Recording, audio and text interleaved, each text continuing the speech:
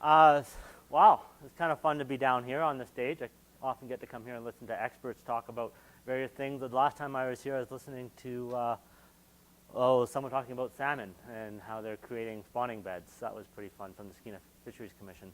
But I think this talk might be a bit different in flavor because I'm not really here as an expert on a subject. I'm here more as a community activist that engages in trying to facilitate change in the communities. In my particular case, in BC, but as part of an international network. So I'm here really looking for your guys' help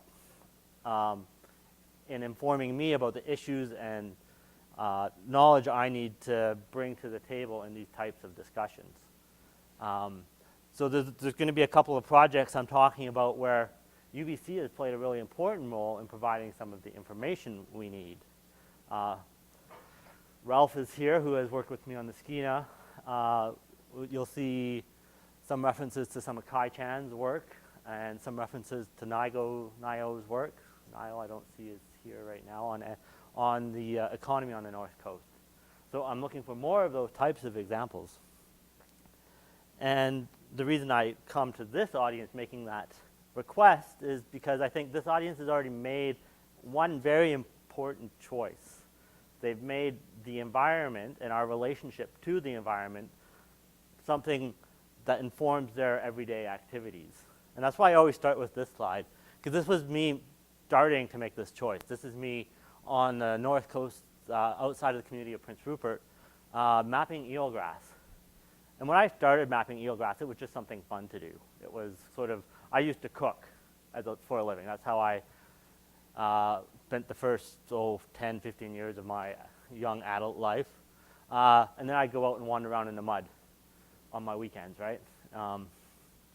And I don't know if you guys ever do any intertidal work, but to do intertidal work on the North Coast, you basically got to be up at 3 in the morning.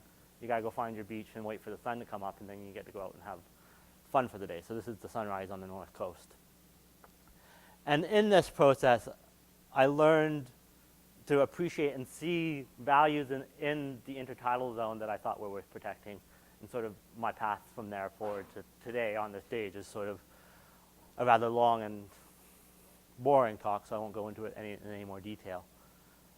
But from that local context, through my engagement with WWF, came to be part of a larger movement, which we would call the environmental movement. And it's really based on a couple of key learnings, I guess, let's put it that way. One, I think you're all familiar with the concept of the Living Planet Index, or if not, at least biodiversity and the declines in biodiversity in various parts of the world. I think I'm going to go into just a touch more detail, but not at this point, about how there's regional differences and species differences and that sort of stuff. But this is definitely one of the framing concepts that drives our international work. And then here is sort of the second part of that framing concept, the ecological footprint, which is a product of a mind from UBC, right, William Rees, that now sort of forms the two pillars of how WWF conceives of the challenge that we're faced globally. So we've got biodiversity decline and we've got increasing footprint. Together those result in us living beyond the carrying capacity of our natural environment.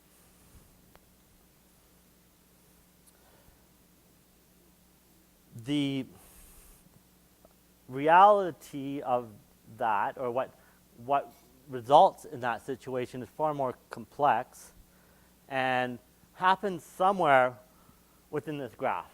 And I think there's 1,000,001 different ways to follow this chain through to impacts, and a lot of disagreement within people's minds about which one is the most important. And you'll see a lot of diversity within WWF programs addressing multiple pathways through this particular graph.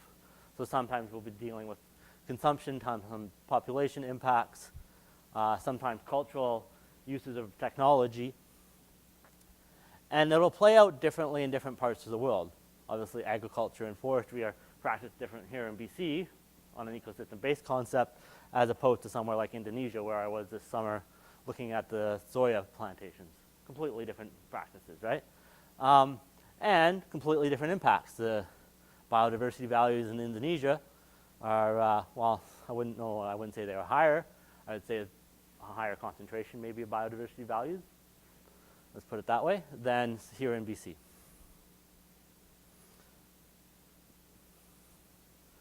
And then adding to the complexity, I guess, is the fact that, like I had mentioned earlier, there's a difference in how the Living Planet Index or the population trends are playing out in things like freshwater, terrestrial, marine environments.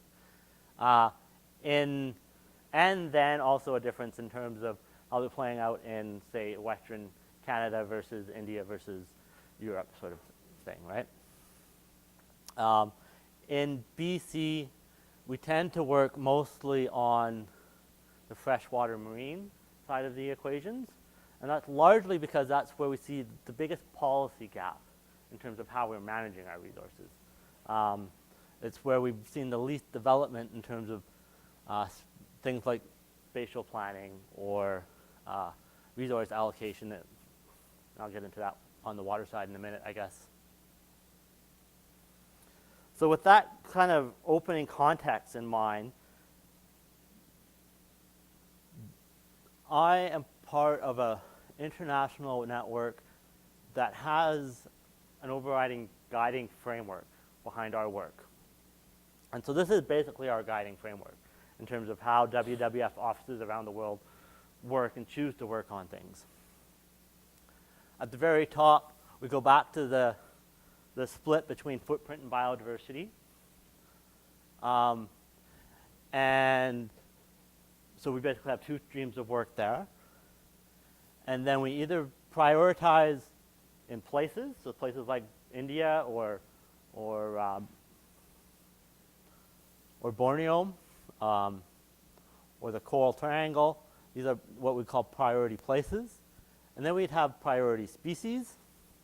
And these can be either the flagship species everybody is aware of, like tigers and elephants and panda bears, or they can be footprint species. So these are things like sturgeon or salmon or redwood forests that are impacted by harvesting, right? So there's these flagship or largely often umbrella type species, or there's the footprint type species.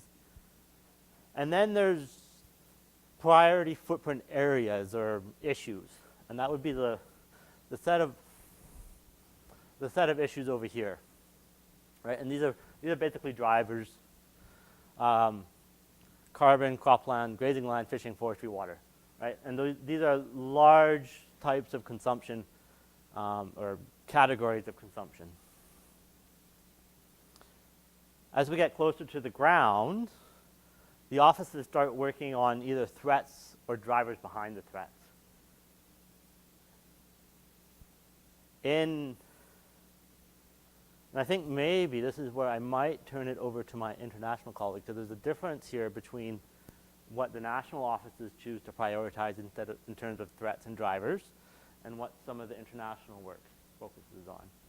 And so I'm just going to quickly introduce the colleague, and sorry, I always get her name wrong, so might well stand up.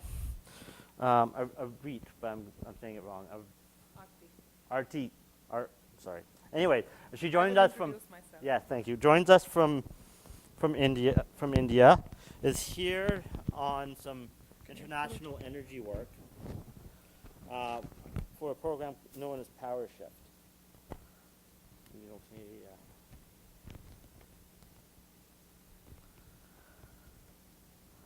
you go. I'll let you take it away. Thanks, James. Hello, everyone. My name is Aarti Khosla.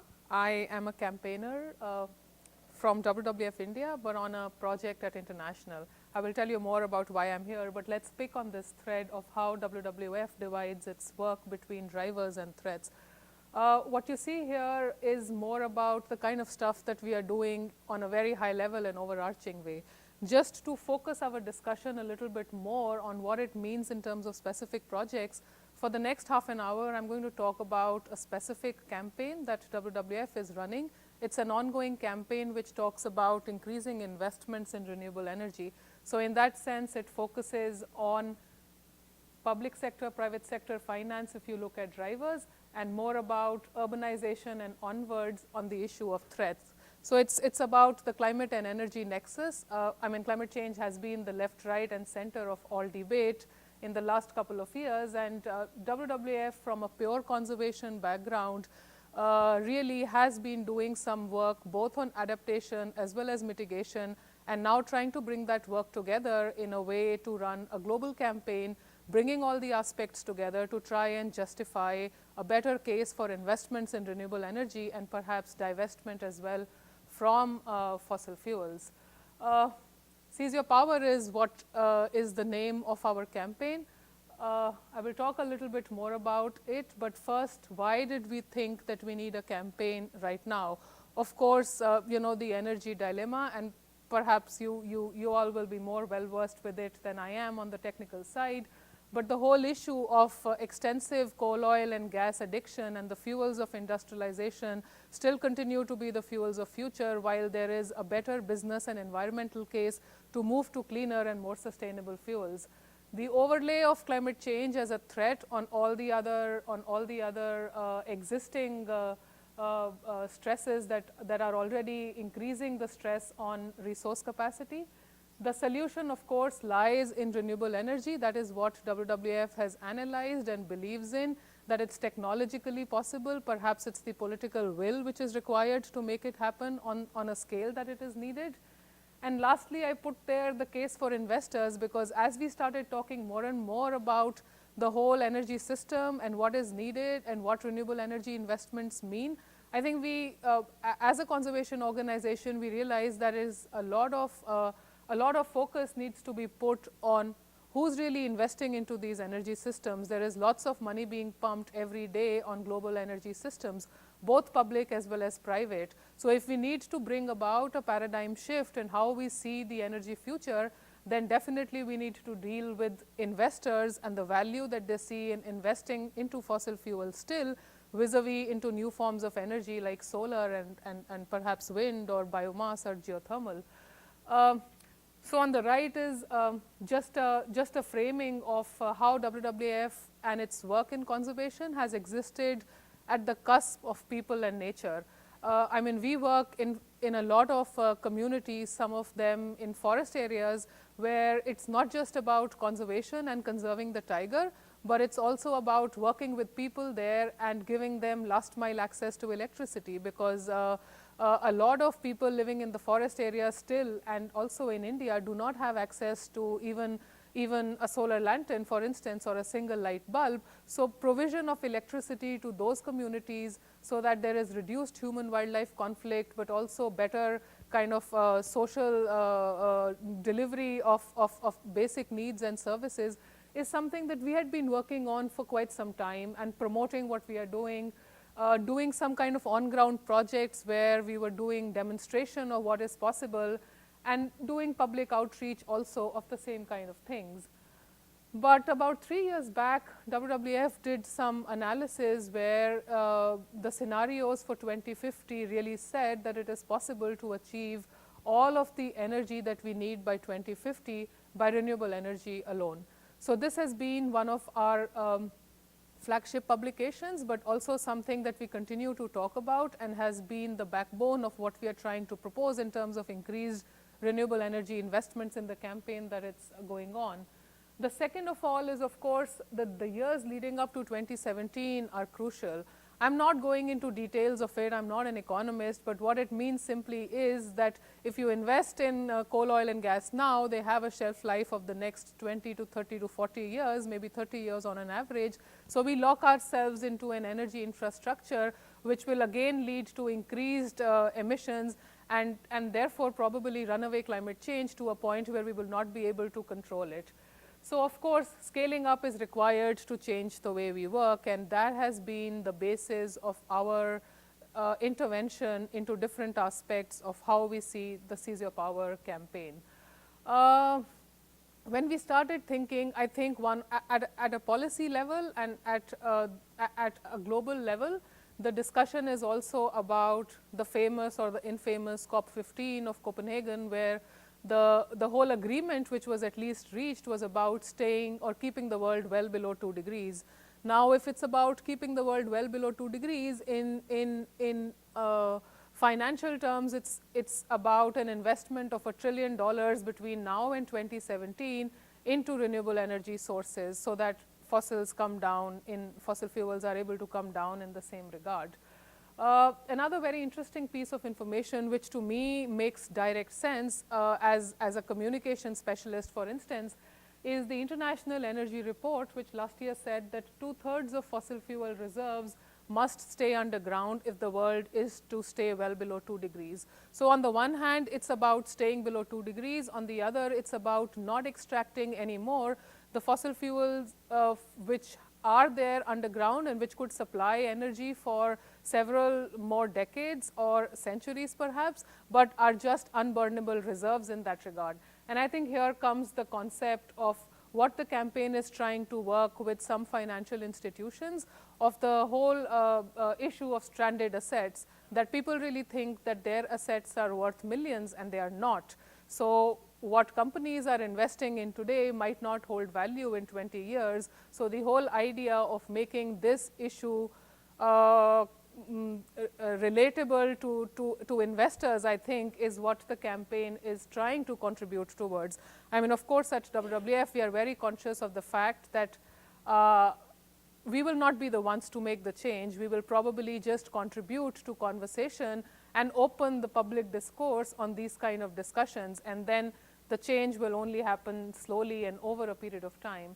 So simply put, what we are trying to achieve is show a significant investment in renewable energy over a period of 1.5 years, and therefore say that if this can be achieved in this much time, then more is possible. And if you are able to invest significantly in renewables and open the room for political space and public discourse on it, then perhaps renewables will become the new normal, which we believe is the answer to the future energy system which is needed for a healthy planet. This is just a lot of detail into how we thought what we could tackle. So if we are looking at investments and investors and public money, I mean, the first to deal with are the multilateral banks, for instance, who have been funding a lot of coal power plants across the world. So WWF has been lobbying with the likes of the World Bank, the European Bank of Reconstruction and Development, also the Asian Development Bank, in trying to ask for stopping funding for coal or making more commitments to fund for renewable energy. Other actors into the fray are also sovereign wealth funds, pension funds. I have to admit, we haven't worked with them in the past, but we realized that what is important is to bring new actors into the discussion so that we are able to contribute in some sense a positive outcome of the whole discussion. And it's not just about a whole lot of talk, but we are also able to show through concrete examples what we have done as a part of the campaign. Of course, expose the real risks and cost and benefits of fossil fuels, and I will talk about it a little later, where we've done from a WWF perspective, profiling some of the global iconic places which are at risk due to fossil fuels, the Great Bear region being one of them. What you see here is the point about bringing new actors into the discussion, and WWF has been, and I think this is one of the large chunks of what we are campaigning on, to work with the Norwegian Sovereign Wealth Fund, which incidentally is the largest pension fund in the world, holding assets worth $800 billion and upwards. So what the civil society in Norway, including WWF, is trying to do is map what is the kind of investment that the Norwegian Wealth Fund is making in different kind of fossil fuel companies across the world. So if you see the map and you see the dots all over, so over 200 big fossil fuel companies have investment by the Norwegian pension fund. As a result of the campaign, what is a share of victory for WWF is the fact that the pension fund is in review currently, and we are hoping that maybe in the next 2 months or so, there will be a decision for the pension fund to invest into renewables. What we are asking for is 5% of the investment of pension fund into renewables. I think the question here is not about numbers, and because for us it's more about making that change or making the beginning of that change, which is the way we would see it, So if the Norwegian pension fund were able to commit anything to move with regard to renewable energy investment, and considering the scale that the pension fund exists at, it will be a whole lot of systemic change which would then be possible, and we would be able to talk a lot more about public financing in the context of renewable energy investment. So it's not just the work at a high level of policy and lobby advocacy, it's also bringing it down or scaling it back to the level of people and how they see it. And when I'm talking at a global level, then of course we are looking at audience, some of which are mature, some of which don't even know what it is about to get energy on a regular basis. I mean, even in a large part of Asia and Africa, there are brownouts, erratic electricity supplies, a number of people not having access to electricity. So I'm not really talking at that level, but in general, the campaign tries to reach out to also public outreach and sort of awareness building to make people understand that renewable energy is possible, it is doable, and it is here to stay. As a matter of fact, the campaign is being run in WWF US under the slogan of renewable, it's doable, and they're looking at just rooftop solar. So there are different aspects to the way different countries are looking at the campaign, but we are trying to build some kind of public support and awareness and knowledge and building discourse on what we think will be a long way to go before we are able to reach any sorts of results. Talking a little bit more about the developing country perspective, I think it's a lot also about energy security when we are looking at countries like India and China, and therefore the right to development, which is not equal to the right to pollute, but yet there has to be an understanding that countries then need to have technology and finance to be able to transition into better energy systems. There is a whole lot of debate around that, which I'm not trying to touch upon, but this is just to say that as a global initiative, we are trying to work at different levels, address different issues in each country, and yet trying to maintain the overarching goal of increasing public or private financing for renewable energy. And it's working so far. This is what you see here is a quote from the head of India's National Solar Mission. Apparently, India is one of the only countries which has a ministry for new and renewable energy sources and has been having it for about 20, 30 years now. But the whole idea is of scale and of being able to take things at a level much higher than what it is right now. Another supporter of the campaign and also of the whole issue of renewable energy investments has been the CEO of Bloomberg New Energy Finance, who, when we launched the campaign, actually said this, which explains very nicely the concept of carbon exposure or stranded assets or carbon bubble, which organizations like Carbon Tracker and others have been trying to address as well. So there is a wave that is building up, and along the way, I don't want to, what you see here is the victories that happened in the last 1 year, and WWF has not been the one who has caused this victory, but has definitely been around when this change was happening. So we've been contributing to the discussions, and we want to own a share of the victory which happened, where everyone, including, started with the World Bank cutting investments into coal power plants, except in rarest of rare cases. There have been caveats there as well. The European Investment Bank and the EBRD, followed by Nordic countries and US, and just the day before with the meeting of President Obama and the Prime Minister of Netherlands also announcing that they will not fund coal power plants anymore. I mean, the fact here to note is that our campaign is much smaller than the scale of change which is happening. But I think what is worthy to note also is the fact that civil society is catching on the wave at the right time. And if public pressure builds at the right time as well, maybe we are able to tip the scale in the favor of renewable energy investments in times to come, sooner rather than later. Going back to the point about how we are trying to deal with the issue in different countries is just 2 seconds on the whole concept of just transition. And I think this is what WWF is quite aware about, that when we talk of change, then we also talk of a transition which is based in equity, and that is where a whole lot of work that we are doing on things like low carbon frameworks in developing countries comes into play, where we are really looking at providing energy to making sure that, you know, increasing number of people, and by 2030 perhaps all the population is able to have access to energy, but trying to do it in a way that it is not just based on the national grid or not just based on the conventional system of utilities. So WWF is trying to work with governments at various levels, at the district level, the national level,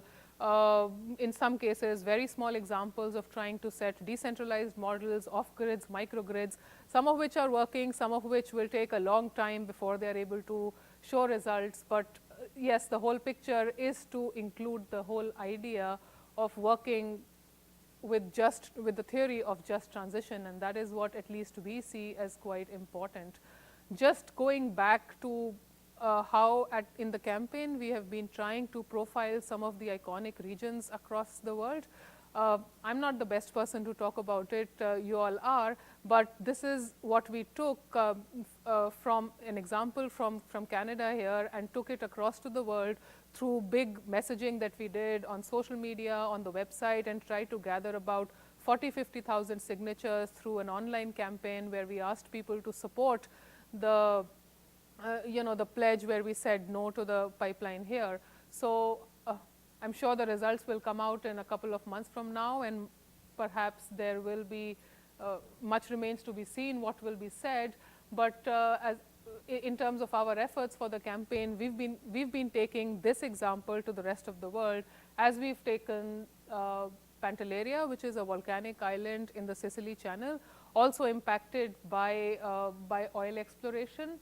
And what you see here is really the last kind of coral islands in the Philippines, where for no good reason there is a plan to set up a 15 megawatt coal power plant in this pristine and ecologically fragile landscape. I mean, common sense does not say that you need a coal power plant in a region, and especially in a country where wind power is substantial, where so the Philippines is in the ring of fire, which means that also geothermal energy is one of the large contributors of the whole energy mix. And there, if you are looking at setting up of a coal power plant in such a region, which is also a UNESCO World Heritage Site, has the only underground river in the world. So there is a lot of public protest in Philippines, and as a campaign we are trying to build global pressure to stop the construction of a coal plant. I think we've reached at a point where it's come into national debate. There are discussions going on. There have been groups within the within the Palawan region. The energy management planning group has been reconstructed. So it gives us a sense that if we are able to profile some of these things and talk about them in a way which is in a way in which they should see it logically, there is room for us to make a difference. I mean, of course, these are small victories, and the big picture is really much bigger.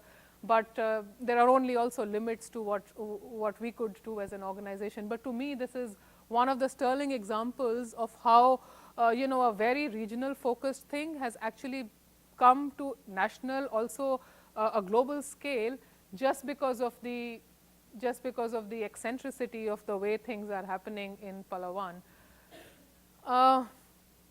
I'm here actually in Vancouver, my first time in Canada, also first time in Vancouver, when James puts me on the spot yesterday and asks me to make a presentation about the campaign. But yes, I just thought that probably it will make sense to touch upon the whole City Challenge program that WWF has been running, of which the award ceremony is going to happen the day after, which is why all of us are here. But also in terms of drivers, how we see cities contributing in a major way to any change that needs to happen on the energy systems. I mean, the statistics tell us that 70% of carbon emissions come from cities, which also means that 70% of the corrective measures need to be in cities, which means that cities are the base or the hotspots of any action that will be taken in future to combat climate change. This is a program that WWF started about 2-3 years back, but it became international last year with 6 countries participating. What it does is that it does the greenhouse gas inventory of cities who participate, and then there is a jury selection made based on on good initiatives that cities have taken on low carbon, on renewable energy, on energy efficiency, on sustainable transport, and so forth. And this year, actually, Vancouver is the host city because Vancouver was the winner of last year's Earth Hour City Challenge Award. And we have a lot more cities this time participating. We have a lot more focus on the global south this time. In terms of WWF's own learnings, I think we have learned a lot in terms of reaching out to more countries, more cities, in trying to do deeper work in what it means actually on the whole nexus between urbanization and conservation as well, because being a conservation organization and working in urbanization, I really don't know the context of how things are here in Canada, but at least in some of the developing countries, we are still seen as a pure conservation organization working on more on tigers and rhinos, not in urban infrastructure, for example. So there has been a learning curve there for us. But I think the good news is that there is a lot to talk about what we have been trying to do in terms of developing some focused solutions for cities, working with internationally acclaimed people working in the area of urbanization, and trying to come up with some solutions of what it means to be a sustainable city. I will stop here and hand it over back to James, and I can answer questions after, James, you've done your presentation. Thank you.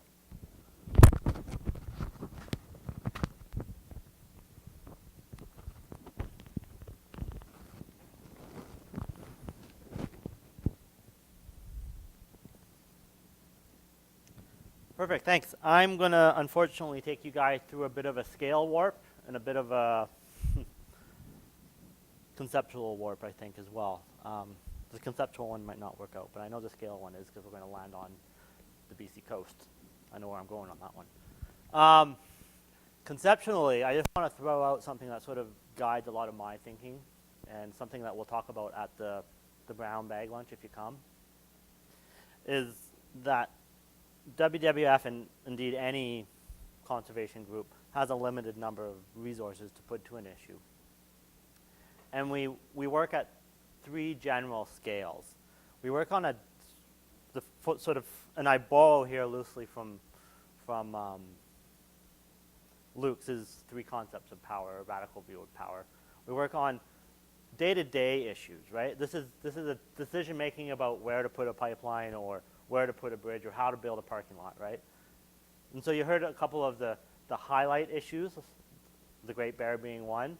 Those are day-to-day decisions.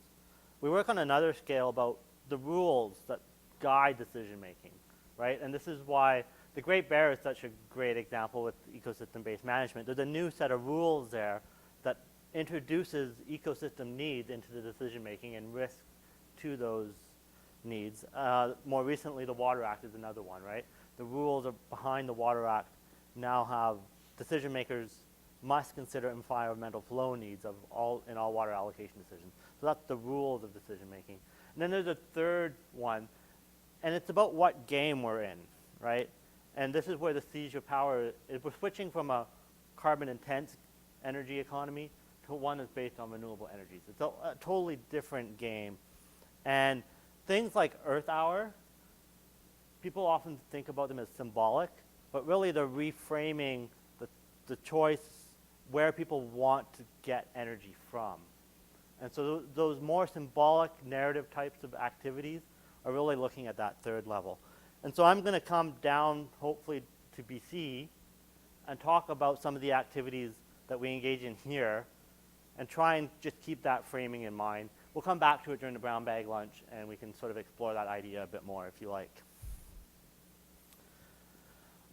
Here in BC, from the global framework, we work on water, agriculture, energy, climate change, private finance, business practices, and law and policy. We also do a lot of marine spatial planning work that really fits underneath that law piece, but not underneath some of these priority footprint areas.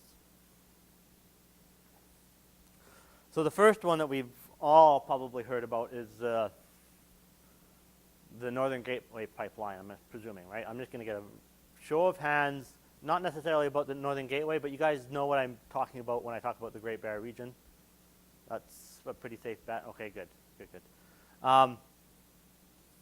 This is an umbrella framing, right? This is a simple no to a bad idea in a place that's got a whole bunch of other values, and that we've got a whole bunch of other options that we seek to develop in those regions, right? So the Great Barrier Agreement around coastal forest management was really precedent setting in terms of placing conservation needs first, establishing risk thresholds, and then trying to develop alternative ways of making a living once those thresholds were starting to be threatened.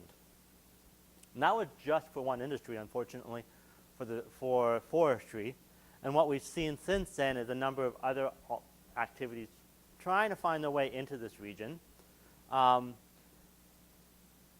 people in the region struggling with which ones they prefer.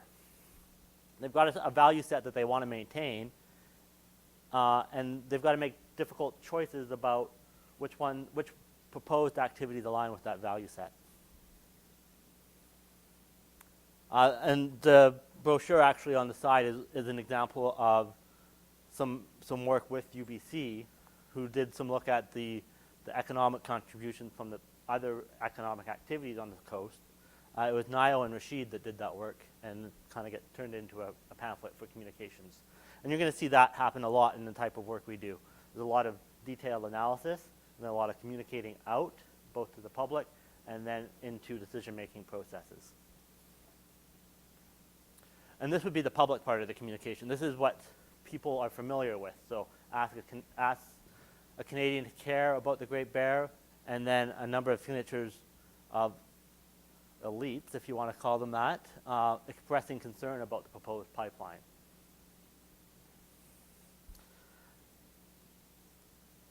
But behind that, we can't, as an organization, come in and say, that's a place you can't do X, Y, and Z activity. That's not really how conservation works anymore. It has to be a defined, community-defined process, and you have to consider the other uses that are taking place. And this is some work on cumulative effects that we've done on the coast. Catherine Murray, I think you guys are familiar with. Hussein has also worked on this. Looking at cumulative effects mostly from fishing at this stage. Catherine is looking at adding other industrial activities and climate change work into it.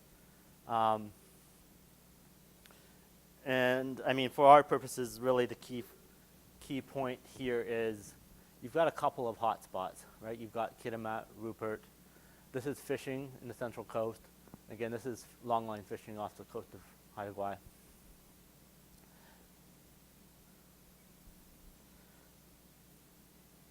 And even deeper into the issue are specific unknowns that are coming up, right?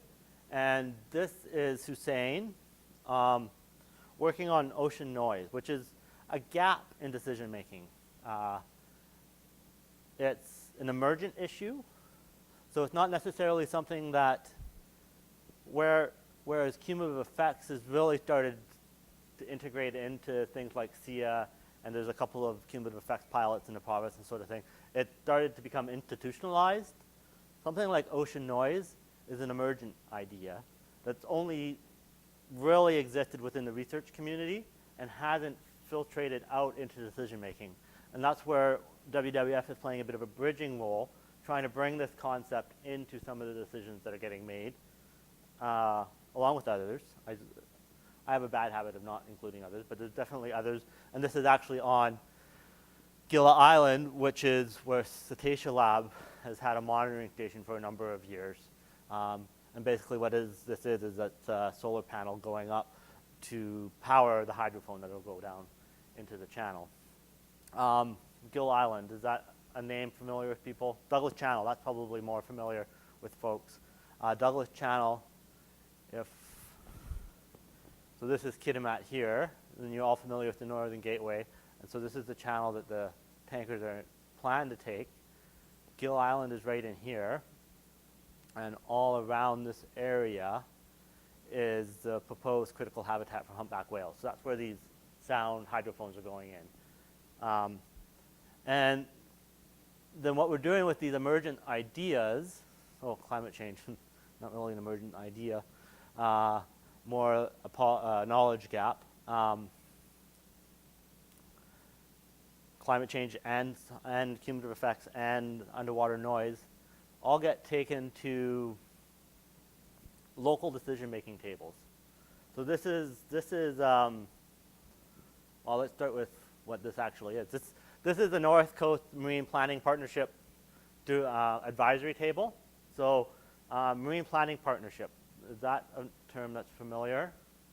Some nodding heads, yeah, okay, a couple of you. Okay, so the Marine Planning, PNCEMA, Pacific North Coast Integrated Management Area, that's going back a bit. Going back even a bit further is the Oceans Act, right? Back in like '87, the federal government committed to integrated planning as part of our commitments under the Convention on Biological Diversity, going back even further. Finally, a couple of years ago, to implement that concept of integrated marine planning, the Pacific North Coast Integrated Management Area was established, which was a roundtable tripartite, I guess, agreement between the feds, the province, and First Nations in the region. That unfortunately didn't go so well, fell apart. In its place was established an agreement between province and First Nations, looking at how and where and when different users got to use the ocean space. And identifying when there were conflicts between users or when there were needed additional policy measures to allow users into a space that had values that people wanted to protect. And so this is the North Coast Advisory Table, which is made up of stakeholders in discussion with First Nations from the North Coast and provinces and the province. And where they are is in Prince Rupert Harbor. And what they're looking at is a recent aquaculture, shellfish aquaculture experiment developed by the nation of Metlakatla within the harbor. And aquaculture is one of those stakeholders that want to find a space in the North Coast. Here it's questionable whether that use is compatible with things like shipping or discharge of raw sewage, right? Which happens to be an issue in this case.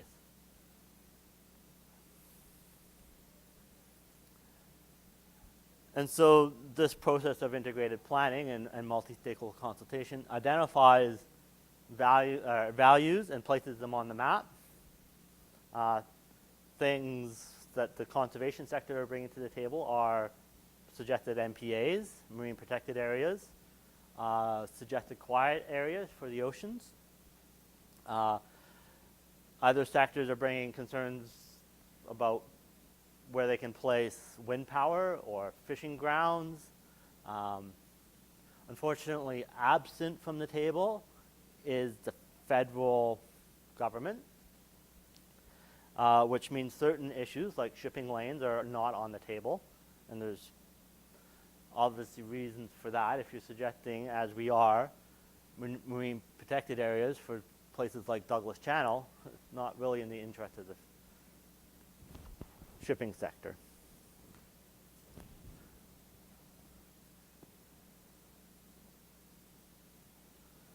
And so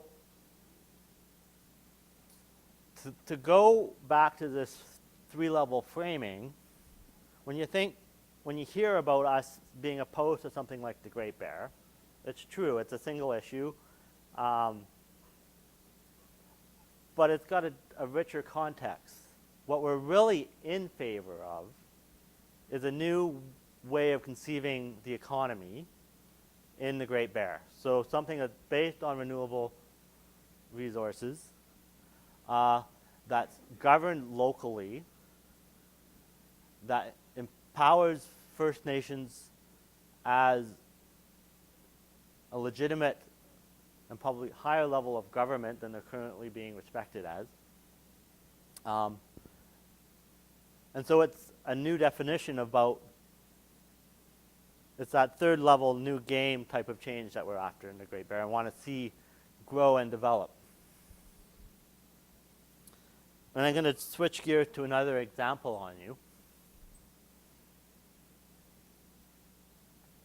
And this is another emergent idea, is environmental flow. It's been around in the science world for a long time.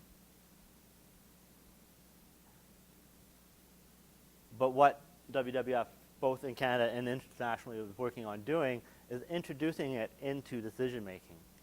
And part of it is about framing. So this lovely animation up here is something that came out last week that's talking about the relationship between environmental flow and salmon at the highest level, in the most simplistic ways.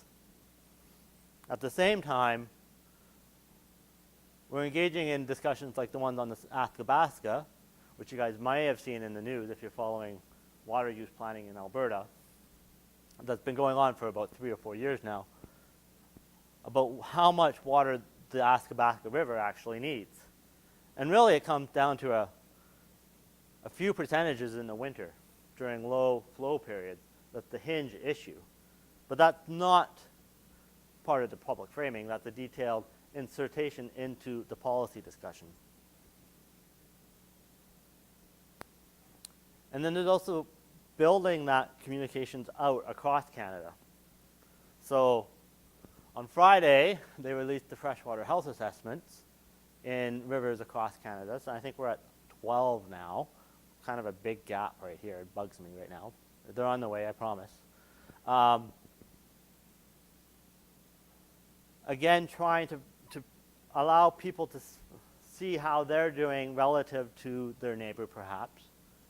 But more importantly, think about the importance of these indicators and river health in their day-to-day decision making.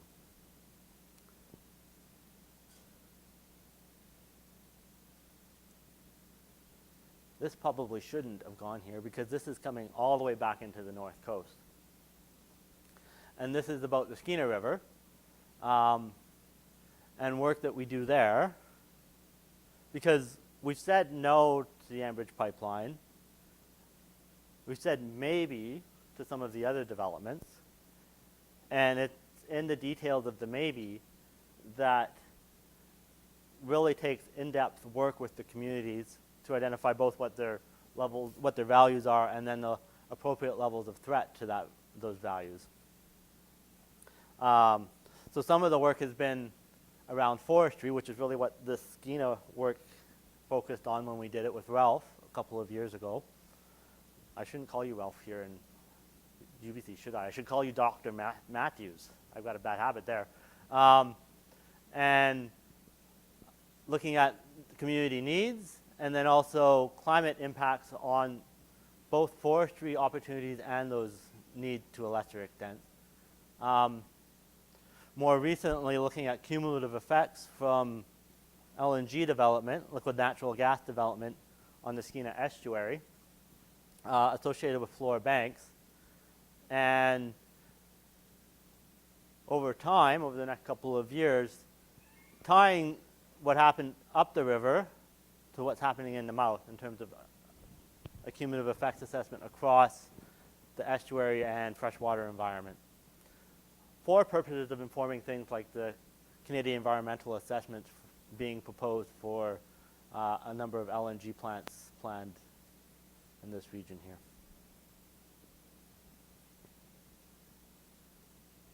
And then coming back to the energy issue,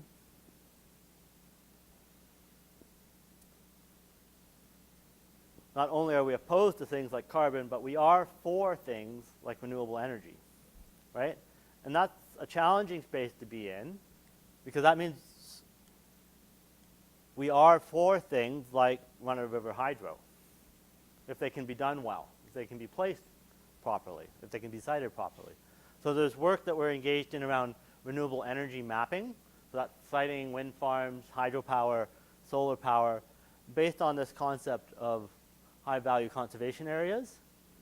And then there's also work engaging with people like PSF around understanding what the impacts of run-of-river hydro are on values, in this case, salmonoids, or in case of Wendy, Dr. Palin's work at SFU, a whole range of other trade-offs like red-tailed frogs or coastal tail frogs, one of my favorite. And then also working with the industry, and this is a site visit to the Asheville Dam, to understand their history and sort of their point of view and what they need and aren't getting from policymakers. And finally, rolling this all up into a new set of rules for the game. So this was the new Water Act that's now been tabled in the House. And in that, there are 3 components that were really missing from decision making prior to this act. One is, oh, I don't know how I did that. One is groundwater licensing. So that's now going to be required for all industrial users and in priority areas for domestic users. Oh, I'm already behind just about, eh? Sorry, guys. 2 is environmental flow protection and critical environmental flow protection. These are 2 different concepts. And then 3, which has always existed, but hopefully will be easier now, is water sustainability planning.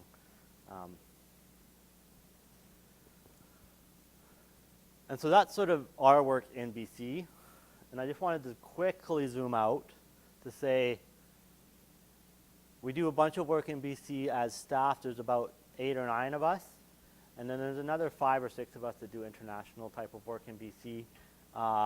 Some do work on RED++, the water stewardship. Some do turtle adaptation.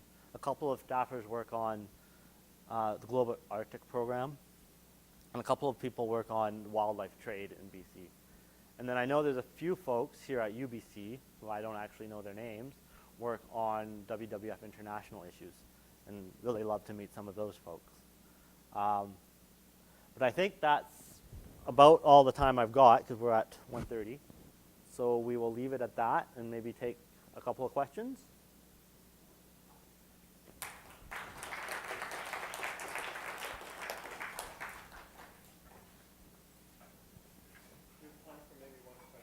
Sorry. One question? No, we're good? If not, there's a brown bag lunch with James this Friday at 10:30 to 12. Yeah. Upstairs on the 4th floor, so I'll be sending out emails around that. Okay, good, thank you. Oh, I should plug, since before you guys run out, there is a Earth Hour event this Wednesday on UBC at the, sorry, what, when, or sorry, Saturday. Saturday. But I forgot the name.